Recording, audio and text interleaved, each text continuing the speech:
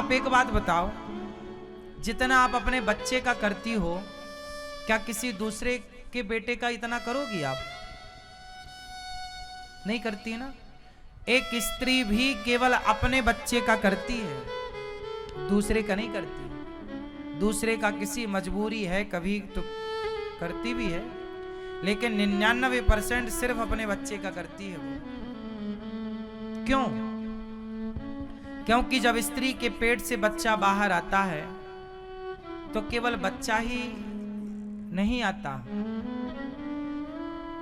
उस समय कोई और भी आता है, जानते हैं आप? अच्छा बताओ मैया, आप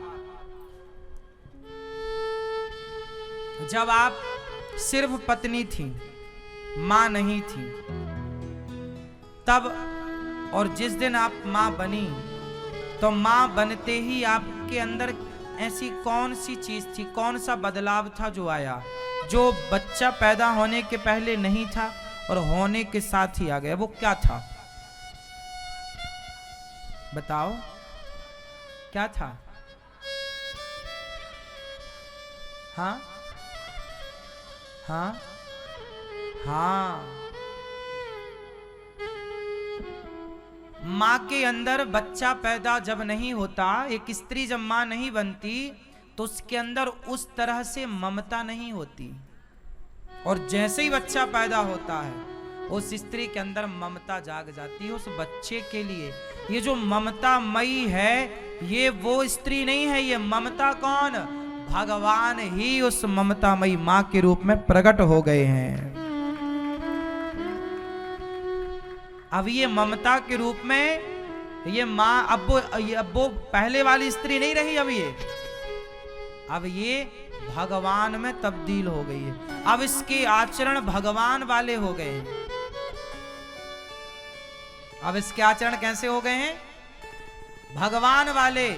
भगवान जितना दयालु होता है, लड़कियां, आप किसी और बच्चे को लड़कियों को दे दो, कहो कि रात भर सुलाना इस बच्चे को अपने साथ, जरा छोटा सा है, 1 महीने का, कोई लड़की नहीं सुला सकती।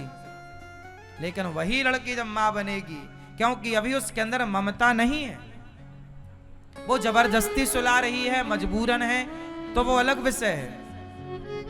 लेकिन वो जो नेचुरल ममता वाली बात होगी, वो बात नहीं आएगी।